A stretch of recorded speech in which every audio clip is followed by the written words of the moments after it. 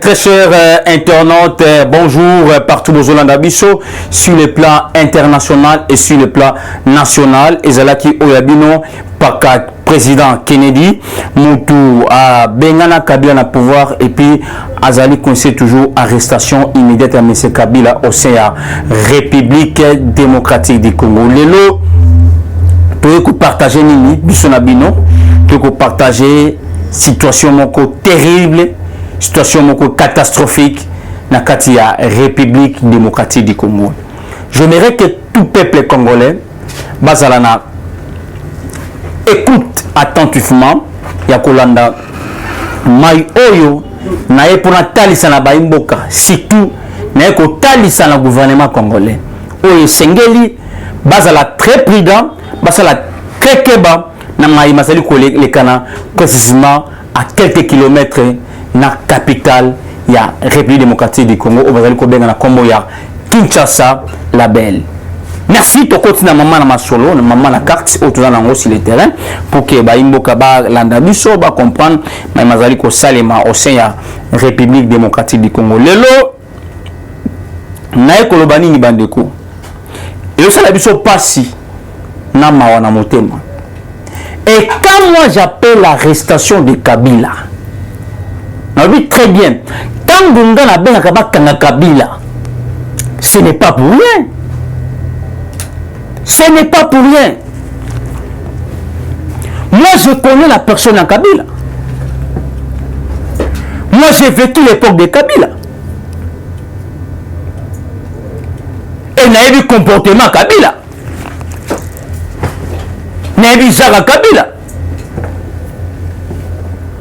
Quand vous biso en paradoxe une arrestation en Kabila,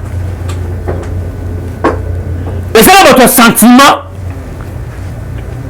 bato bakolia mbongo na ye, batelemela kanga mpaka, bamena sanga ba message, croyez que nga na commis c'est l'FCF. Ok, rien. Maintenant je viens na ba dessus des cartes. Awa, pour vous comprendre. Nalobaka eloko oyo naloba eloko oyo bato batianga tembe résultat nango yango oyo tango na sabino moi je vois de loin naloba eloko bandakala que Kabila incarne l'insécurité na kati ya Kinshasa même et puis dans le quartier du Congo. J'avais dit ça auparavant mais les gens pensaient comme si que non. Je suis en train de faire de la blague. Ok, non. Moi, je ne fais pas de la blague. Donc peut-être, vous pensez que non. Ce que moi, je vous informe ou ce que moi, je vous communique, je vais vous communiquer comme ça, au hasard. Non. Je vous communique ce que moi, je suis en train de vivre, en train de voir sur le terrain. Quel est le problème ici? Rappelons-nous, ezaki na ngombe moko oyo kotaka ina fait 3000 ngombe oyo kotaka na niveau ya bandundu wana na prince bato ebele sotali bato ngombe ke non ba mofojo eza mofojo ba rwandais soki tozo komi se rappeler lisusu ezalaki na bangombe moko ekotaka na bandundu il y avait 3000 vaches si ma mémoire est encore bonne avec des figures rwandaises na bandundu qui n'est pas loin de Kinshasa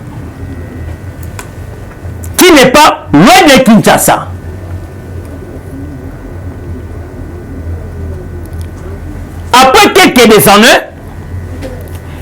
tu assister à la tuerie.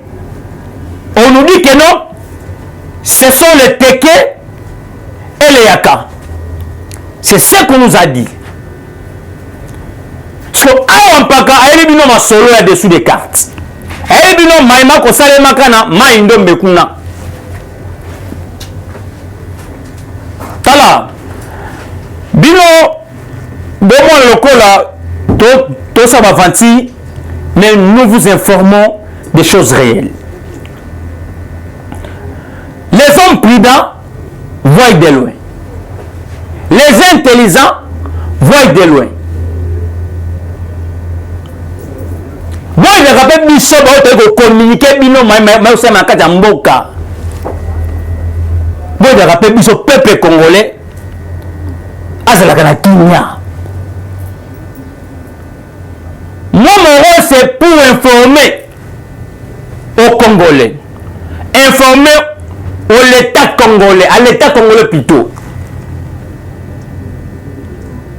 Pour moi, les mesures sont nécessaires.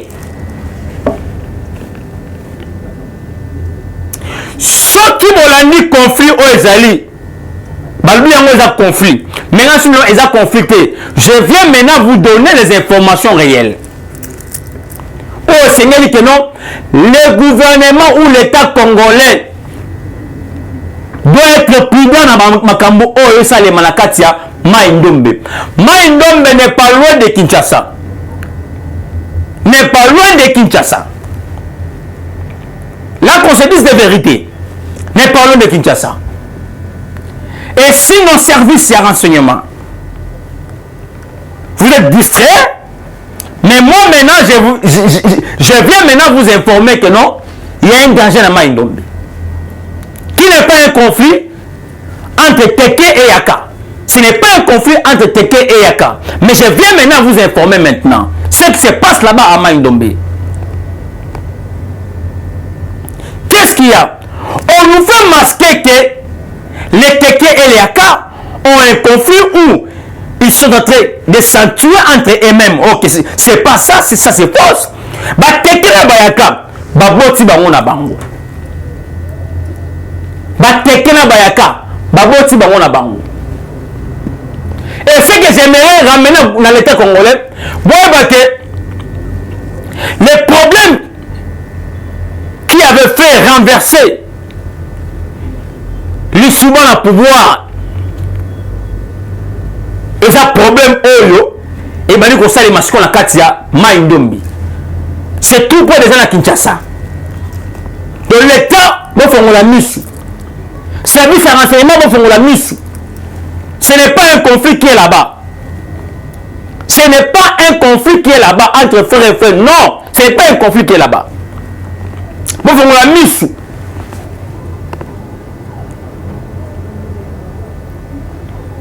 Depuis hier, au moment où je vous parle, Mituka et Zolekate, passage exaté. Depuis hier, Mituka moko alingo katisa. Bamoni, bafigure rwandais babimi, na balabala avec des machettes et des flèches des armes. Des figures, s'il vous plaît, des figures. Ils ont tué tout le monde. Tout le monde là-bas. Na Maïndombe. Et comme une batouana comme kosala ndenge ba M23 basalaka. Babimi babomi basongi na zamba.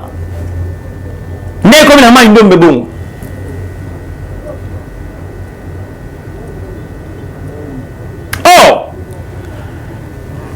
Na makanisi tona ba information o biso toali na yango bato bazali kobima na balabala wana na Maïndombe pour tuer ba congolais place wana ba figure bato wana eza ba figure ba congolais te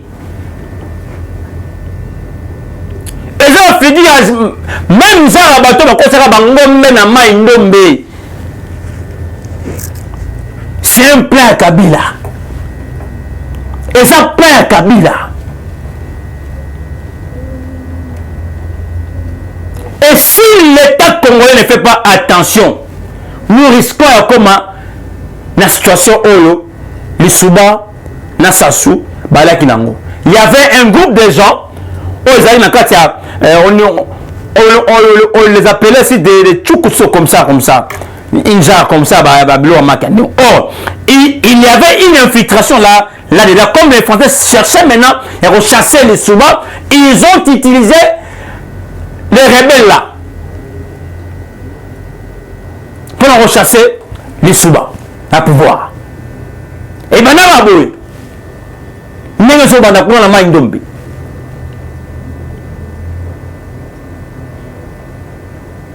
Dans le bas, du foie.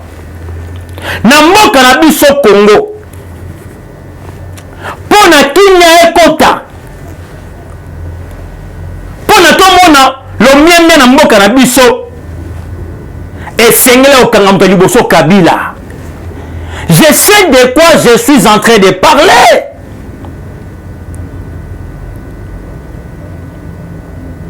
Kabila Zalokola. Des moments batami. Oh, azali ko pesa ba instruction. Na ba milice na ye oye azali ko protéger. Oye azali ko bomba na CC. Est-ce que l'État congolais maï oyo na lobaka chaque jour pour na Kabila boyo kangai to boka ngai te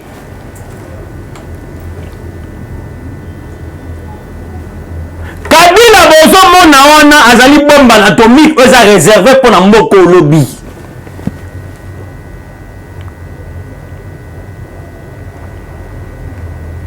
Le Congo à son entier est infiltré à niveau nyonso. Je dis bien le Congo à son entier.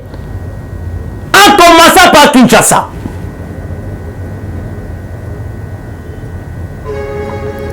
Et les autres territoires. Nous sommes infiltrés dans tous les niveaux possibles.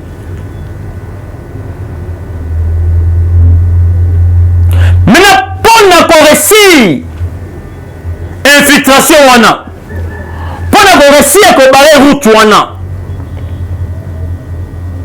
il faut que na muto zali semeur de troubles muto zali danger permanent pour la République. Il s'appelle Kabila.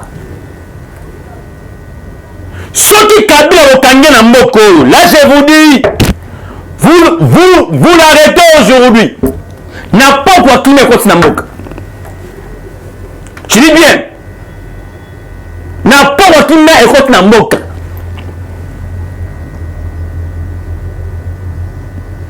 Qu'on ne vous trompe pas. Ce qui se passe dans Maïndombe, ce n'est pas un conflit entre frères.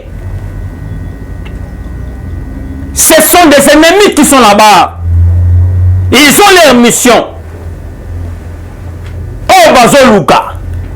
Bayabi nino baliko sala.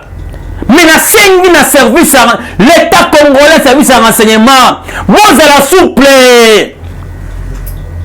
Mon cousin m'a fongola misu. Fongola misu.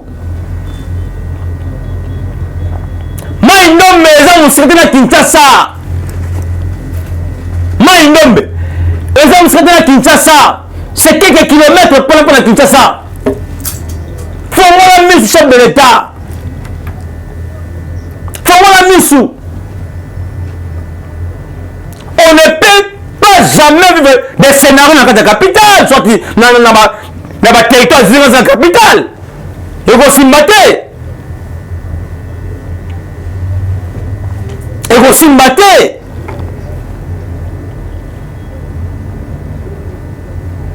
Batekila bayaka. Baboti bango na bango.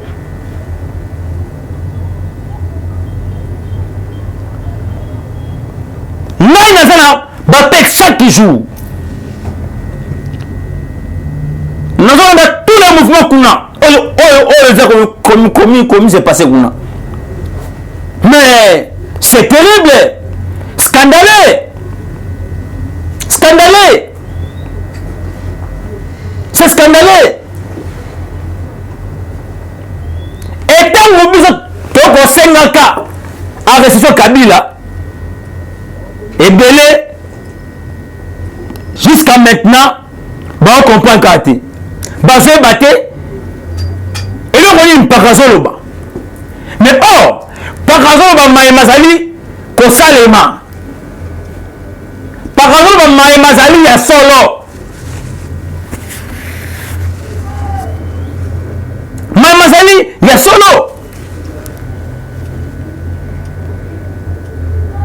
nakaki na Goma awa je suis allé voir natamboli partout natali place au Kabila à ton ferme naïe, mais quelqu'un qui n'est pas chef de l'État, mais il y a des chars de combat. Après quelques semaines, il y a des Mpoukou, il y a Kabila qui viennent me répondre, me contredire. Parce que j'ai sorti la vidéo. La ferme naïe, j'ai sorti la vidéo à ferme naïe. Et c'est beaucoup là. Va répondre à Ngaï. Soit des Congolais. Oh, vous allez manipuler pour le moment. Il y a bien fait.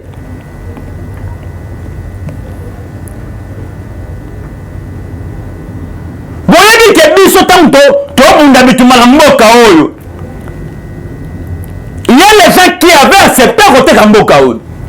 Mais nous, on nous arrêtait, on nous torturait, on faisait de n'importe quoi. Mais on est encore, toi, tu vas en moka, pour te ligner moka.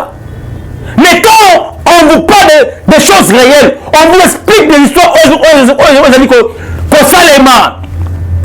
Beaucoup de et là, on me côté. Maintenant, on a monté pour la cour. Les gens, en débandade, bah toi 3000 vaches, mais pas rien qu'on a. J'ai dit bien, bah toi 3000 vaches, mais pas rien qu'on a dans ma indom. Boy bango, bon monango na bilili, bon monango na bilili, boy bango très bien.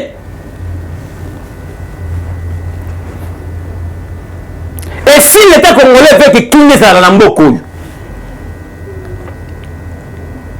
Botinda militaire, botinda renforcement kuna. Tout celui beaucoup monde, il faut qu'on battre. On a semé des troubles, il faut qu'on battre. C'est comme ça pour que paix en la carte ya mboka voilà. Pour que paix en la carte ya mboka voilà. Comment la population de Maïndombe va avoir la sécurité? Comment on va avoir la sécurité? Et ça les marathés. Comment on va avoir la sécurité? Et ça les marathés. Et ça les marathés. Ça ne peut pas se faire. Population Goma, de la Maïndombe, va avoir la sécurité. Et ça les marathés. Tout ça dans l'État congolais. Et Zali Moussala la Bino. Bosunga mokonza mboka surtout service à renseignement bosunga mokonza mboka et là vous avez Maïndombe conflit entre frères. Ce sont les gens à 3000 vaches au Wakotawa na Bandundu de bossa ba massacre wana. Là je vous dis attends le on dit mangaïté mais moi j'étais quelque part. J'étais quelque part. Et j'ai eu. Et n'a pas le bango. Et j'ai mes services. Partout. Pour la Rolanda, situation de cannabis. Pour la Rolanda, qu'est-ce qui se passe au juste dans la cannabis? Moi, je ne dors pas. Soyo yo la kanga la raté. On a toujours un service à la nation. Service à mort toujours. Tant que vous avez la peau, il est temps que vous avez la tout l'État congolais, vous avez ça. Vous avez souple ma casse dans ça. Pour la sécuriser Baimboka. Pour la sécuriser Bana, il y a Maïndombe. Et pour eux, on a Maïndombe. Ça risque même et comment rapidement parce que c'est pas loin de Kinshasa. c'est pas de Kinshasa, c'est quelques kilomètres. Il m'a baissé à ma tête à biso. Tolini kinezala. Tolini kinezala kati mboka. Tesa biso ezali bandeko. Tomoni Pyongyang. Ozali président Corée du Nord. Abimisi missile. Awa bandeko. Monde ke mabe. Monde ke mabe. Mondo eke mabe. Nzambe moko asala makamu naye. Nzambe asala makamu. Oakel asala makamu naye. Tomoni Pyongyang a présenté un missile moko sophistiqué. Oh, Nabitumba ozo muna mabandeko. Et c'est un moment très terrible. Ba puissance. Et comme nous n'a pas la puissance moko atika la pona libela. Oh, sali messile naïe. Oh, sali messile naïe. Mais central nous soyez bani place ezali. Central nous soyez bani place ezali. Place masolo evani ezali. Evani ne wat. République démocratique du Congo. Central à Makambo. Et ce que mon ici, à ce moment de voir ces moyens à récupérer RDC. Mais Américain, par exemple, Tchabaka, il peut bailler de puissance. Et le nom Pyongyang dans le Bénin. Nous avons fabriqué ces missiles pour nous défendre des moutons. Nous avons avoir autour de la biso. Voilà un code politique. Et un PC.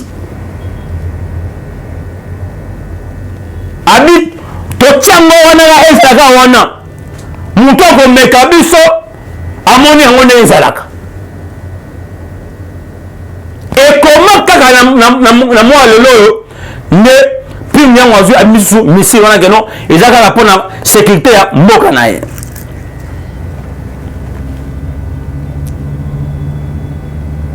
Et pourquoi biso bali ko boya biso tout un armement très fort pour on sécuriser pe mboka na biso. Là les y comprennent pourquoi bazo boya biso.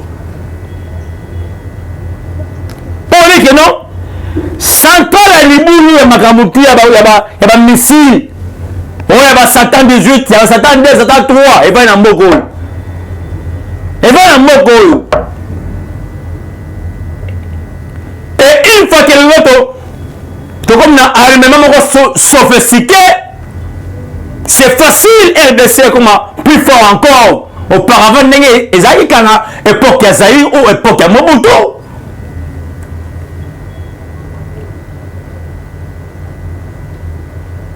Parce qu'à l'époque de Mobutu, on ne blaguait pas vers les Zaïre à l'époque.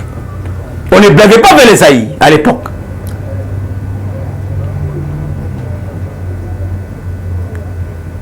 Mais comment le oyo makambo comme na stade, allez-y comprendre. Et parmi ces puissances là, qui va tomber et qui va remplacer? C'est là où il y a un problème. C'est là où il y a un problème. Le monde maintenant en enfer. Le monde maintenant en enfer. Qui va remplacer comme puissant monde?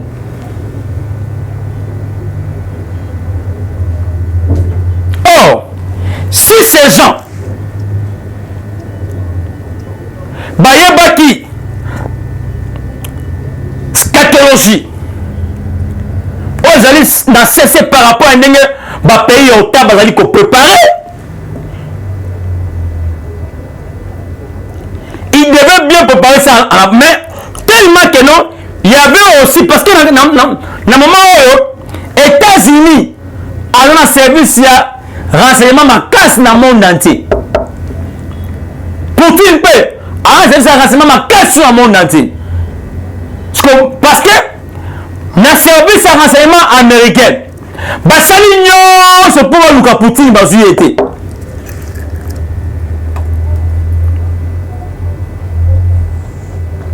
Nabi bien na service ya renseignement ya américain basali tout mpo baluka Poutine bazwi ye te. Or Poutine à côté na ye il a aussi un service à renseignement makasi ya Mossad. Oh, eyali kobatela ye. Oh, eyali ko contrôler barreau nyonso entrée na sortie ya mboka na ye. Même quelques pays. Alors Poutine atinda une affaire ya 85 bateaux et que na Sierra Leone pour que aient en Afrique et servi na Africain. Mais ba Européen ba bloqué yango batinga ba Africain 15 bateaux. Et quand vous service ya Mossad ya Russie et information wana bandeko. Poutine a bien et comme des boy a vu a bloqué bango. Tuna sibokuna mai koleka kuna. Tuna fokuna na Europe mai mazali koleka. So le France a comme s'attaquer aux Africains, ils ont combattu parce que ailleurs de l'autre nini azali ko sala. Ailleurs de l'autre nini azali comme s'attaquer na Africains. C'est parce qu'il y a quelques pays africains au bandimi na bango que non Poutine azana bango elongo. Bayebi.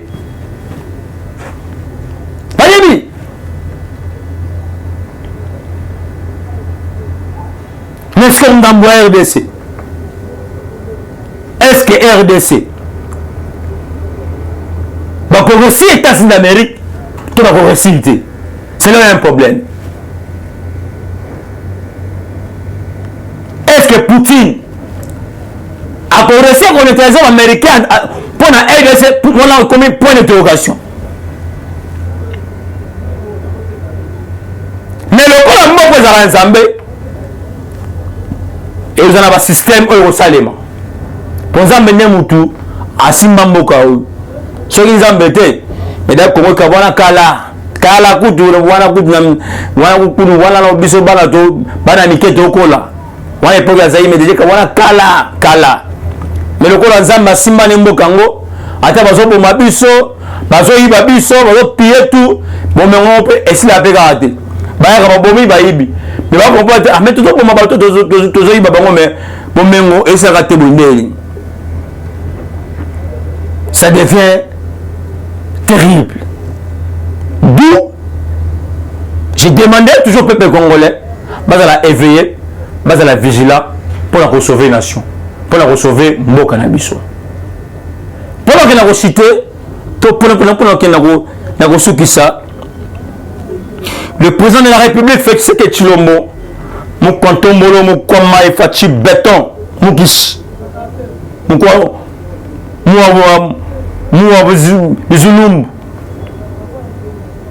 Lelo, alors qu'il est na Kenya, pour lobby, alors qu'on assiste à prestation, il y a serment, il y a William Ruto, Wazali Eli, président de Kenya.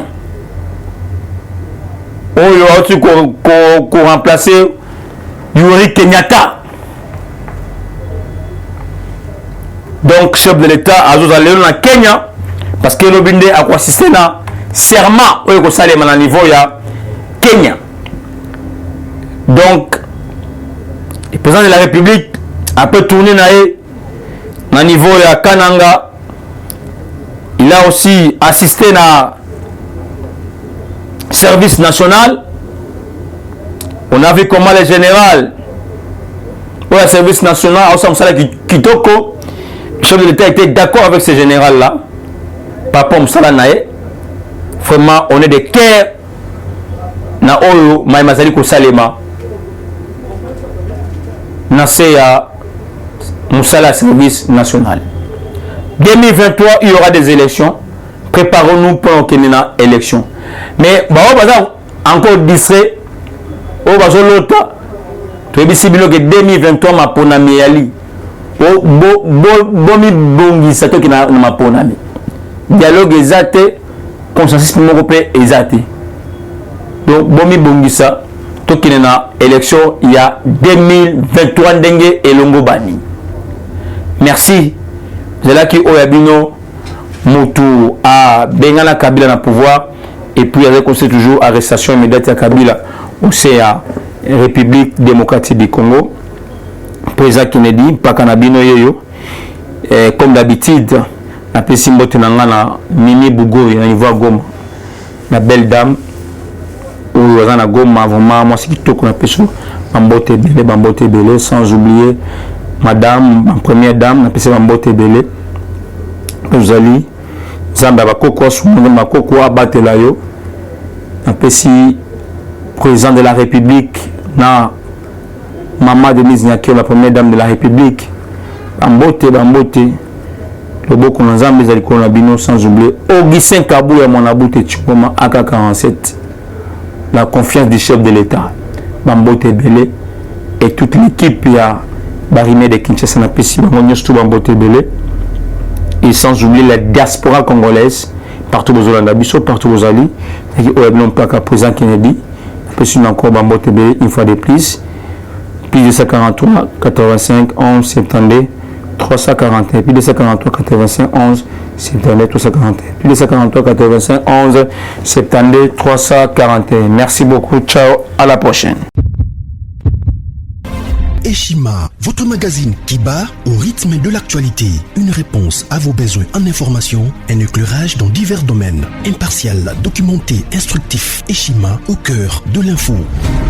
Dans la nouvelle édition, Eshima Magazine présente dans ses colonnes les réalisations d'un ministre du numérique, pionnier de son portefeuille. À la une, Eberhard Kolongele engagé à matérialiser la vision du président Tshisekedi dans le secteur du numérique. Dans le souci de faire du numérique congolais un levier d'intégration, de bonne gouvernance, de croissance économique et de progrès social, une vision du chef de l'État, Félix Tshisekedi consignée dans le plan national du numérique à l'horizon 2025. Le ministre du numérique, Eberhard Kolongele, a mis les bouchées doubles pour sa première année passée à la tête de ce portefeuille.